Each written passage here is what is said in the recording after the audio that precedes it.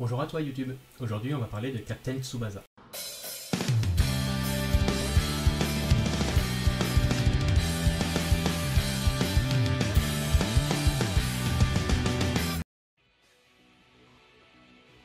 Comme d'habitude on va faire la fiche technique, c'est un petit peu solennel mais bon voilà on fait comme on peut. Donc Captain Tsubasa est une adaptation d'un manga écrit par Takahashi Yoichi. Il est diffusé en France chez J'ai Lu et il est diffusé au Japon chez Shueisha, qui est un gros diffuseur de manga de sport. La version animée dont on parle est composée de 52 épisodes de 24 minutes, ça a donc duré un an et a donc commencé en printemps 2018 puisqu'elle s'est terminée en printemps 2019. C'est un animé de sport, plus principalement de football, et c'est un shonen relativement classique dans les animés de sport. Le studio qui s'occupe de l'animation est le studio David Productions et il est diffusé en France sur ADN. Il est très fort possible que vous connaissiez ce manga et cet animé, mais que vous n'ayez jamais entendu parler de Captain Tsubasa, puisque nous en France on le connaît sous le nom de Olive et Tom. Cet animé en question est donc un reboot d'un animé qui était déjà diffusé il y a très longtemps et que beaucoup d'entre nous ont pu connaître dans notre enfance, notamment diffusé sur Midi les Zouzous, France 5 ou sur d'autres chaînes populaires à l'époque. Captain Tsubasa est donc un animé de sport et plus notamment un animé de football. Le personnage principal est Ozora Tsubasa qui donne son nom à l'anime. Comme tous les animés de sport, on va suivre la progression de ce jeune homme durant sa scolarité, en l'occurrence de l'école primaire et du collège.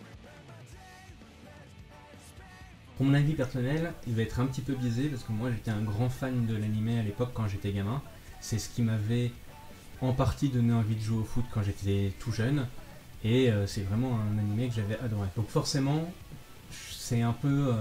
voilà, je ne peux pas dire que c'est vraiment nul et mon avis est quand même un petit peu modifié par rapport à la nostalgie.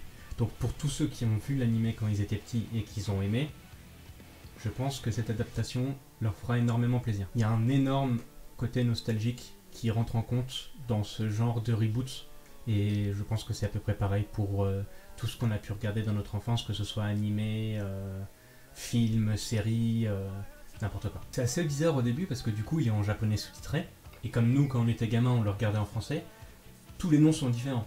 Donc au début, il y a une petite temps d'adaptation pour essayer de se remémorer qui était qui et qui, du coup, quel nom, quel personnage a quel nom, du coup, en japonais, alors que nous, on avait l'habitude de ce nom-là en français, etc. Le gros désavantage, ou le gros point négatif que tout le monde trouve à la version originale, entre guillemets, on va dire, je vais appeler ça la version originale, mais c'est la version il y a plusieurs années, c'est que...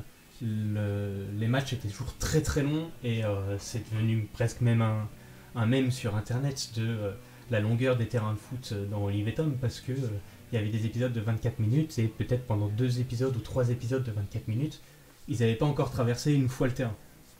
Ce quota là on ne le retrouve pas dans la nouvelle adaptation, même si sur les derniers épisodes ça commence à revenir un petit peu, les matchs de 4-5 épisodes où les choses se répètent beaucoup, puis c'est la même situation, il va y avoir une situation dans un épisode, puis il va y avoir la même situation dans l'épisode suivant, mais un petit peu plus tard dans le match, puis encore, donc on retrouve un petit peu ce côté négatif qu'avait Olive et Tom à l'époque, des épisodes qui sont allongés pour être allongés. Mais globalement, la série est relativement sympa, et on retrouve, enfin en tout cas moi, j'ai retrouvé pas mal de sentiments que j'avais à l'époque de regarder Olive et Tom et c'était un vrai plaisir de revoir cette adaptation. En essayant de faire fi un peu justement de cette nostalgie et du fait que ce soit un reboot et que j'ai déjà vu, etc.